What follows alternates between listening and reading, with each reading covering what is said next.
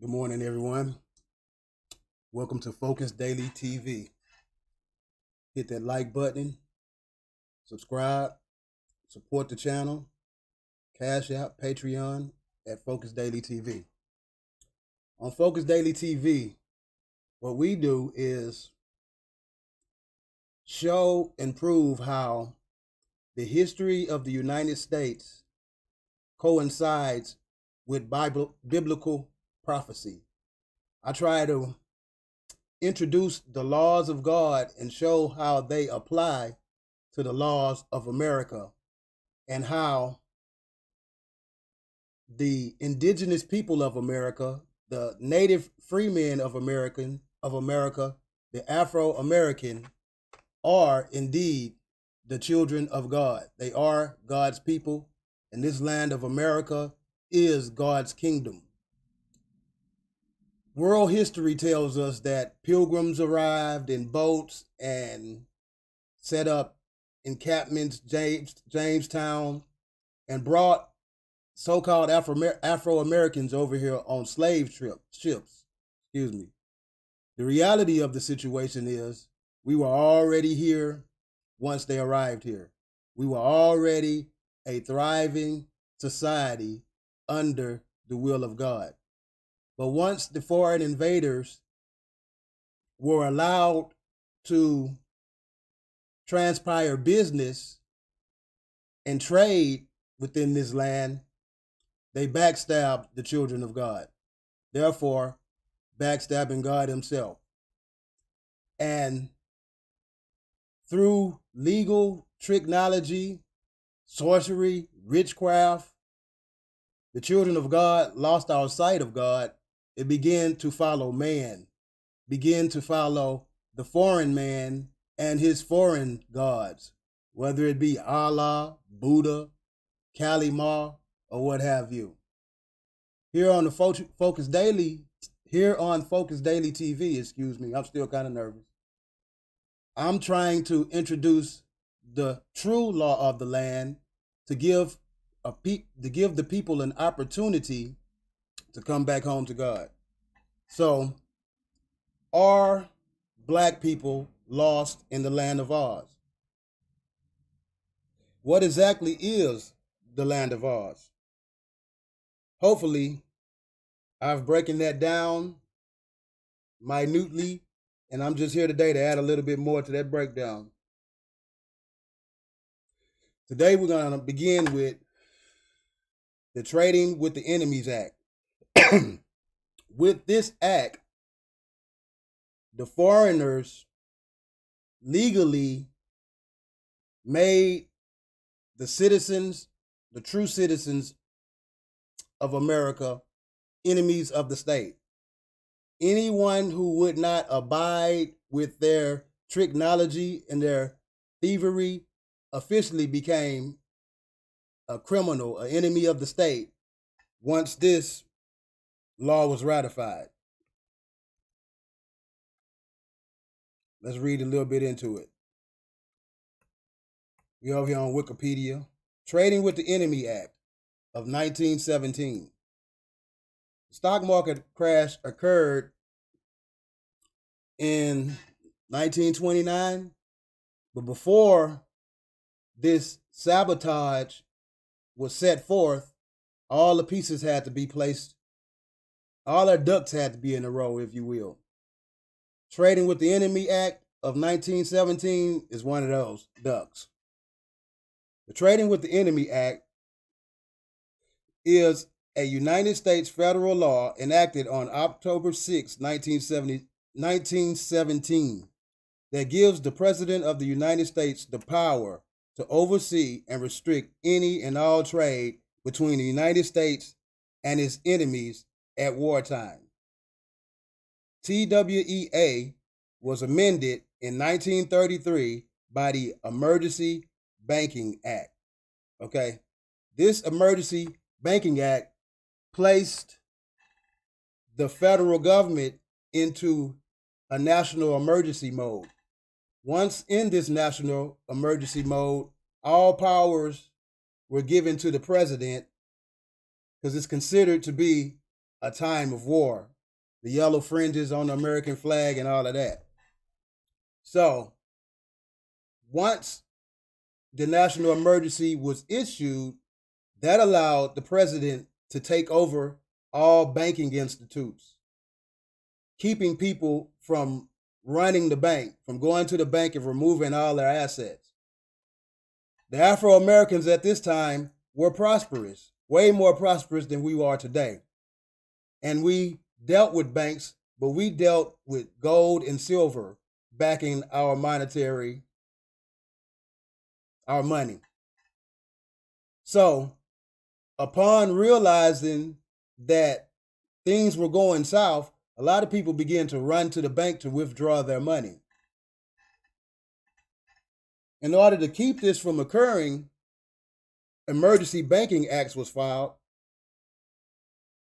to shut down the banks, allowing for the foreigners to take that gold and silver and quickly export it out of the owners, the true owners of it, way, to get it to where we could not reach it. And also making it illegal to even possess gold and silver and other such resources. They were beginning to try to introduce this new form of currency called fiat. But first they had to get the old way out the way. When I say old, I don't mean outdated. I mean the previous administrative policies out the way. However, those previous administrative policies were the laws of the land, which are the laws of God. And they switched from law of the land to the law of the sea, known as Admiralty Maritime Laws. We're going to get a little bit into that, but we have to build up. TWEA was amended in 1933 by the Emergency Banking Act to extend the president's authority also in peacetime. It was amended again in 1977 by the International Emergency Economic Powers Act to restrict the application of TWEA only in times of war, while the EPA was intended to be used in peacetime. So, I grew up in America. I was born in the 70s. And all throughout my life, every president had a war, except for Trump. And currently, we find ourselves in a war once again.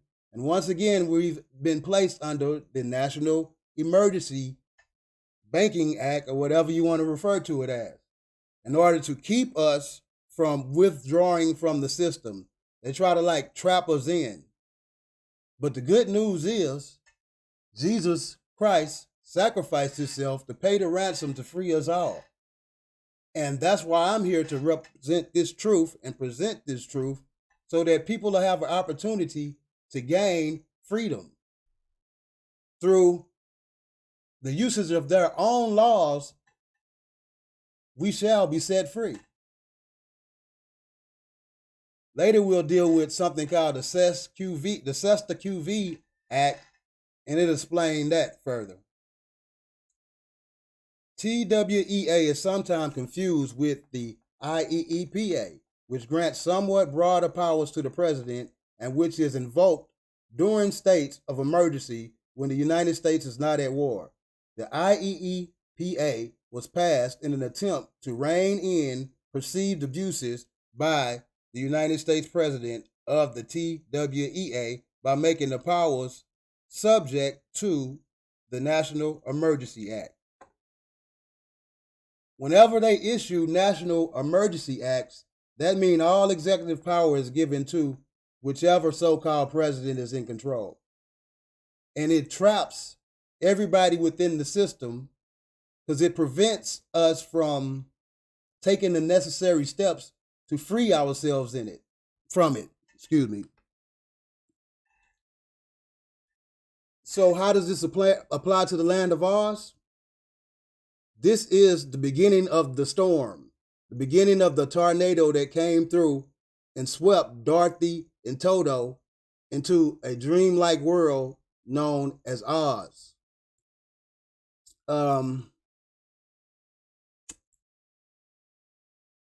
Dorothy and Toto would be a allegory of the Afro-American people.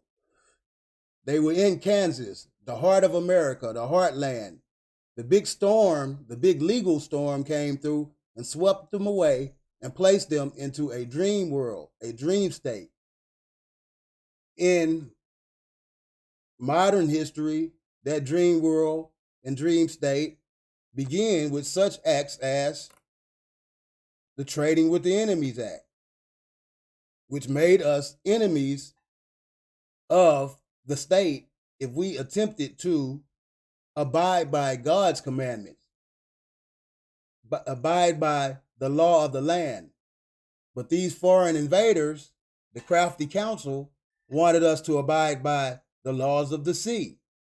See, it's two different kingdoms out here. I'm not trying to get too religious. It's the land and the sea. It's God and the enemy of God. You got the kingdom on the land and you got the kingdom of the sea. I'm not trying to get too in depth into that type of information, but I just want to make sure the people get an understanding and grasp the information I'm presenting. All right, let's go and check a little bit about the stock market.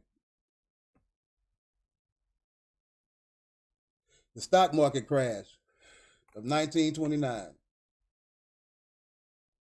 On Black Monday, October 28, 1929, the Dow Jones Industrial Average declined nearly 13%. Now keep in mind, the Trading with the Enemy Act had been ratified. Now they begin to introduce their plan to bring a false, conspired bankruptcy and depression down on the people, forcing the people to bow to that water kingdom I just spoke of. Federal Reserve leaders differed on how to respond to the event and support the financial system. The Roaring Twenties roared loudest and longest on the New York Stock Exchange. Share prices rose to unprecedented heights. The Dow Jones Industrial Average increased sixfold from 63 in August 1921 to 381 in September 1929. After prices peaked,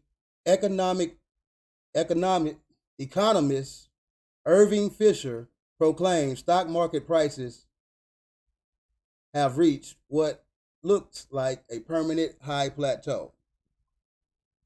The epic boom ended in a cataclysmic bust. On Black Monday, October 28, 1929, the Dow declined by 13%.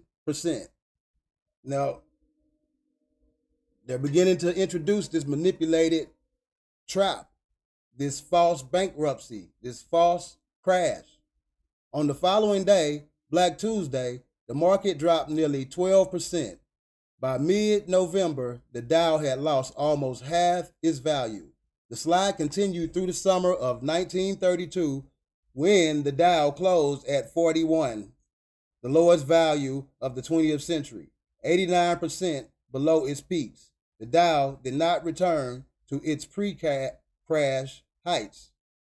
Now, if you study or Google or look into every economic crash, it follows the same stream. At first, it hits a peak, allowing those in the know to capitalize and prepare for the valley. And it drops down, and then it rises higher and higher. The same peak and valley can be found in every economic crisis that has occurred since the early 1900s. They use the same techniques over and over to continually keep us entrapped. But this type of truth shall make us free. If you're paying attention right now, we're somewhere right about here right now, getting ready to hit that valley. Once again, to keep us firmly entrapped. The financial boom occurred during an era of optimism. Families, let's get into it. Skeptics exist, however. Among them was the Federal Reserve, the governors of many Federal Reserve banks, and a majority of the Federal Reserve Board believe stock market speculations diverted resources from productive uses, like commerce and industry. The board asserted that the Federal Reserve Act does not contemplate the use of the resources of the Federal Reserve Bank. Let's see.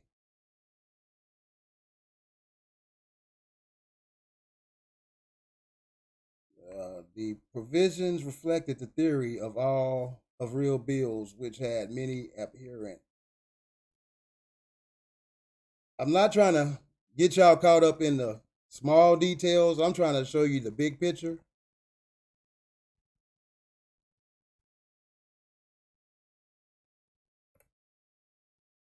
The Federal Reserve rate, we'll start right here, increased, had unintended consequences because of the international gold standard. Yeah. The Fed's actions forced foreign central banks to raise their own interest rate.